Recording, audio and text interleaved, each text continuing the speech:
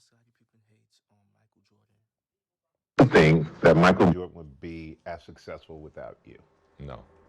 In 2009, when Michael Jordan entered the Basketball Hall of Fame, the first person he mentioned and thanked was Scottie Pippen. You never just saw me, saw Scottie Pippen. Next year, it was Michael who presented Scottie to the Hall of Fame. When Pippen worked on ESPN and had to do a LeBron versus Jordan comparison, Pippen said this. And there's no game that I would ever play in and pick LeBron James over Michael Jordan. But this was in 2018, and Scottie and Michael's relationship seemed like the happiest marriages. While Jordan was known to be a harsh teammate who bullied players and even punched Steve Kerr in the face, we never heard those kinds of stories about Scottie. And then came the pandemic, and the sporting world stopped. He has just tweeted within the past 2 minutes that the NBA is suspending the season. Deprived of anything to cheer for, Netflix offered a 10-episode salvation for all sports fans. It was The Last Dance, a long-awaited documentary about the last season of the Bulls dynasty, with behind-the-scenes footage nobody had ever seen before. And when the documentary came out, that's when Scottie's and Michael Jordan's relationship started to change. See, The Last Dance wasn't really a basketball documentary. It was more like basketball was just a means to an end, and where historic NBA events were used to tell a preset narrative. And that narrative was to glorify the cult of Michael Jordan and his place as the basketball GOAT. The Last Dance presented basketball in a way that can be understood by non-basketball fans and casuals. It was directed in a way that puts an individual over a team, which is not surprising, considering that director Jason Hare needed Jordan's approval to make the film, and that Jordan's presence in the film was conditioned by his control over the content. Last Dance minimized the roles of Jordan's teammates, not properly explaining that MJ had by far the best supporting cast in the NBA. The documentary never mentioned that Steve Kerr was the most accurate three-point shooter of all time, that Horace Grant made 4 all-defensive teams, or that Tony Kukoc was the... Nah, I ain't gonna lie. That Bulls team back in the day, that seems fire, bro. Look at the roster, bro. MJ, Pippen, Rodman, like Kerr, all those stars, bro. Like, damn, bro. Best European player and the most versatile power forward in the NBA. The doc barely mentioned a defensive ace Ron Harper, and they completely failed to say a single thing about center Luke Longley. Dennis Rodman got a lot of screen time, but much less as the best rebounder in NBA history, and more of a party animal that Jordan needed to drag by the ears from Carmen Electra's hotel room. But the player who was most heard about the whole thing was Scottie Pippen, and it's not hard to see why. I had a ruptured tendon in my ankle, and I decided to have surgery late because I was like, you know what? I'm not going to my summer up trying to rehab for a season. Scottie Pippen of the Bulls will be out for 2 to 3 months. What Scottie was trying to do was trying to force management to change his contract. And Jerry wasn't going to do that. MJ called out Pippen as being selfish for delaying surgery. That season, Jordan was making $33 million, while Scottie was earning just $2.7 million. While the second episode of the documentary did center around Scottie and his unbelievably hard road to the NBA, in the end, the focus of the narrative quickly returned to MJ. And despite being so Jordan-centric, The Last Dance was a successful project because it achieved 3 goals. It managed to entertain and occupy the sports world in the biggest absence of sports since the 1860s. It served as a nostalgia for the people who lived through the Bulls dynasty, and it revitalized the interest in Jordan among the younger generations. If we look at the doc as an entertaining story for the masses, The Last Dance absolutely killed and knocked it out of the park. But in terms of explaining basketball nuances and strengthening relationships between the Bulls... Damn, Scottie Pippen threw a chair, bro. Someone's tight. players. The Last Dance backfired completely. In May 2020, after the last episode aired, Jordan sent a rare text to Scottie Pippen. "What's up, dude? I'm getting a word that you're upset with me. Love to talk about it if you have time." Pippen did call him back and explained his displeasure with how the rest of the Bulls were portrayed. When asked about it, Scottie backtracked a little bit. "This documentary has not changed our relationship. We will be friends forever.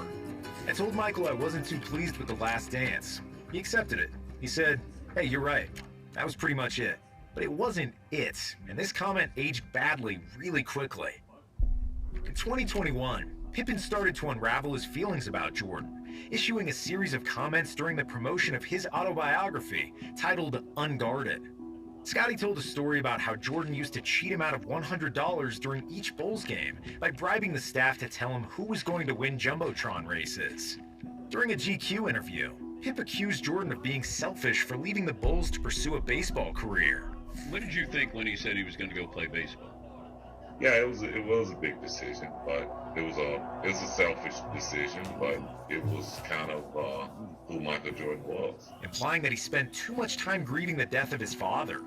Scottie also downplayed Jordan's flu game, saying that he didn't receive any praise for playing the 1998 finals with a herniated disc. But the biggest criticism of... Damn, do y'all think, like, Scottie Pippen come off as a hater towards Michael Jordan? Or do y'all think, like, he's telling his side, he's telling his truth? Let me know, bro. About Jordan the player. Was when Pippen said that the Bulls didn't win 6 rings because of MJ, and that they did it in spite of him. Seeing again how poorly Michael treated his teammates, I cringed, as I did back then. We didn't win 6 championships because he was tough with the guys. We won in spite of his bullying. We won because we played team back. Because it's teamwork, bro. Like, y'all won because y'all play as teams, bro. Like, y'all play hard, bro. Basketball, which hadn't been the case my first 2 seasons when Doug Collins was our coach. In his book, Scottie also changed his perspective on the LeBron versus Jordan debate. I may go as far as to say Mike ruined basketball. In the 80s on the playgrounds, you'd have everyone moving the ball around, passing to help the team. That stopped in the 90s. Kids wanted to be like Mike. And Mike didn't want to pass, didn't want to rebound, or defend the best player. He wanted everything done for him.